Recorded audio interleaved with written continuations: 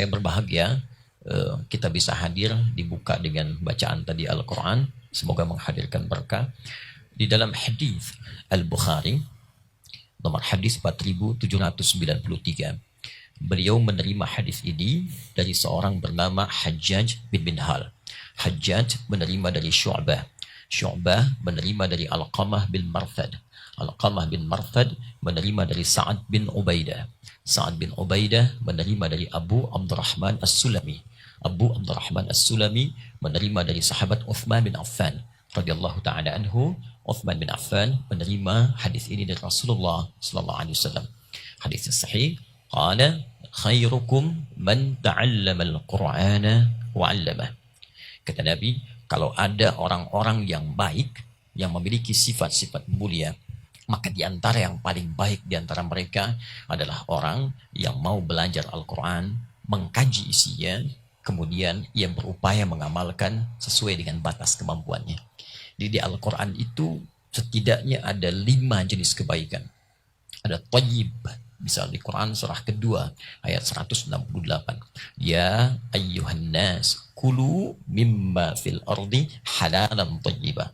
Hei manusia, semuanya tanpa kecuali. Jadi kalau sudah nas itu semua tanpa kecuali. Disebutkan sebanyak 241 kali dalam Al-Quran. Nanti lebih jauh kita bisa mengkaji, kita disebut dengan 5 nama nanti. Ya, ada bashar disebutkan 35 kali dalam Al-Quran. Itu menyebut unsur nafsu kita, bagaimana cara mengendalikannya. Jadi kalau disebutkan dengan bashar, itu kaitan dengan nafsu. Itu kita pertama dicipta, di Quran surah 15 ayat 28 disebut dengan bashar. Ya wa idh qala rabbuka lil malaikah inni khaliqum bashar. Yang kedua ada ins, ya sering disandingkan dengan jin. Nah, itu disebutkan 18 kali dalam Al-Quran.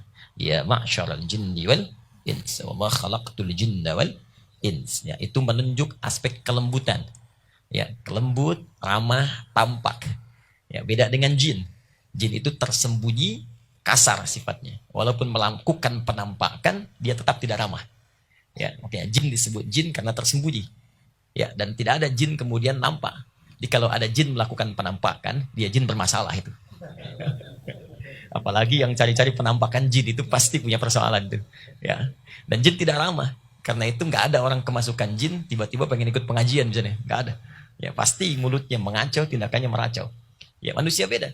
Manusia tampak, ramah itu. Jadi kalau ada manusia yang satu saat senang sembunyi-sembunyi, tidak mau tampak, nah itu sama dengan, bukan. Ya, sama dengan sedang punya masalah gitu. Ya, punya masalah, pasti ada persoalan. Biasanya tampak, tiba-tiba ketemu kita di jalan menghindar. Ya ada pintu depan lewat pintu belakang. Nah, itu berarti punya masalah. Ya, dan kalau ada manusia yang jadi kasar, itu pasti ada yang salah dalam dirinya. Nanti kita akan bahas ya turunan ayatnya. Manusia itu lembut, baik, bahkan di Quran surah 17 ayat 70 itu diciptakan dengan mulia dengan unsur-unsur kebaikan. Kalau ada yang lisannya kasar, tangannya kasar, kakinya kasar, itu pasti mendapatkan bekal yang salah dalam hidupnya. Pasti itu. Karena itu di Quran tidak pernah ditemukan kecuali anjuran kepada yang baik dan larangan pada yang buruk. Pasti itu. Nah, yang ketiga ada disebut dengan insan namanya. Ya, insan disebutkan 65 kali dalam Al-Quran. Bahkan ada surahnya yang ke-76. Ya, hal ata alal insan.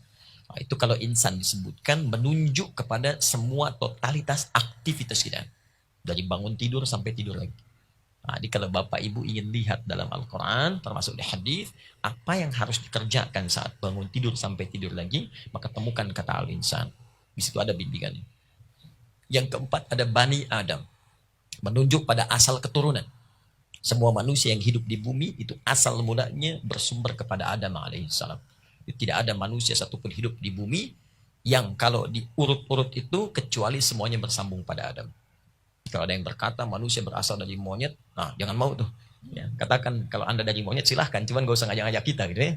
Nah, semua ke Adam pasti. Ya, karena itu mukjizat Nabi Muhammad SAW pertama kali itu baru lahir sudah membawa mukjizat. Ya, apa itu? Mukjizatnya nasabnya diperjelas oleh Allah sampai ke Nabi Adam walaupun lahir ayahnya telah wafat. Ya Muhammad sallallahu alaihi wasallam bin Abdullah bin Abdul Muttalib bin Hashim bin Abdul Manaf bin Qusay bin Murrah bin Kilab bin Ka'ab bin Ghalib bin Fihr bin Malik bin Nadar bin Kinana bin Khuzaimah bin Mudrika bin Ilyas bin Nizar bin Mudar bin Ma'ad bin Adnan bin Adri bin Muqawwam bin Nahur bin Tarikh bin Ya'rub bin Yasjub bin Nabit bin Ismail alaihissalam bin Ibrahim alaihissalam bin Azar atau bin Nahur bin Abir bin Kinan bin Arfakhshad bin Sam bin Nuh alaihissalam bin Mikhlail bin Matushalah bin Kinan bin Anwas bin Fis bin Adam alaihissalam. Nyambung. Coba diulang. Nah, itu set pertama. Oke. Yang kelima namanya Nas. An-Nas dia. Nah, itu disebutkan 241 kali dalam Al-Quran, bahkan menjadi salah satu surah paling favorit bagi umat Islam di era pancaroba. Surah ke-114 ya, Qul a'udzu birabbin nas. Nas tidak disebutkan dalam Al-Quran kecuali menunjuk pada semua manusia dari awal hidup sampai kehidupan berakhir. Sampai semua berakhir. Kata Allah, ya ayyuhan nas, hai semua manusia. Mau kalian yang sudah beriman, yang belum beriman, kulu mimma fil ardi halalan thayyibah. Kalau beraktivitas di bumi, cari makan, lakukan dengan legal. Jangan mencuri, jangan korupsi, jangan melanggar hukum. Supaya tenang, nyaman. Lalu dari yang baik itu, kemudian dari yang halal, belikan yang baik-baik supaya badan sehat. Nah, thayyib itu tidak disebutkan dalam Al-Quran, hadis, kecuali menunjuk kebaikan pada aspek fisik, secara fisikal. Nah, ini konsep Islam itu kalau cari makanan, cari yang menyehatkan. Tidak harus semua kemudian dikonsumsi. Itu bahasa Quran. Jadi kalau Anda bertanya pada orang Arab, kaifa haluk? Kata orang Arab, alhamdulillah ana thayyib. Itu artinya fisiknya sehat. Baik. Sekalipun boleh jadi, itu sifatnya belum baik. Fisiknya saja. Ya secara fisikal.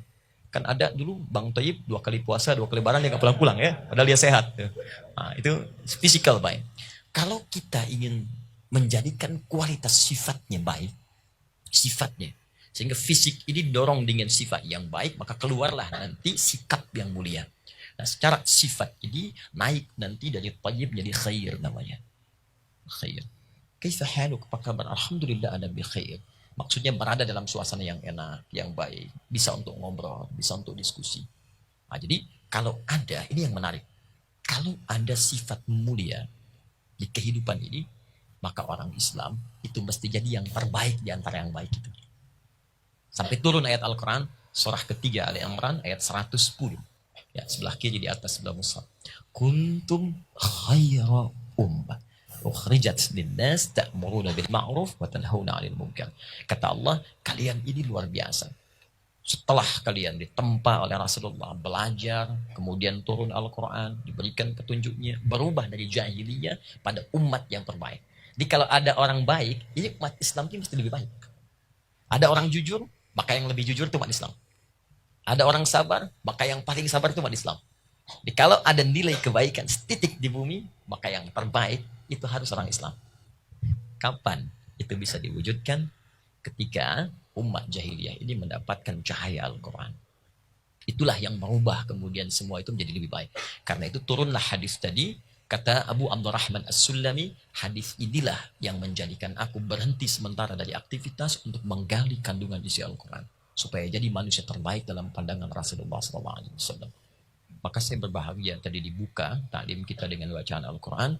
Mudah-mudahan di situ ada cahaya, ada kebaikan yang bisa menjaga kualitas taklim kita di sini, mendapatkan ridha Allah Subhanahu wa taala.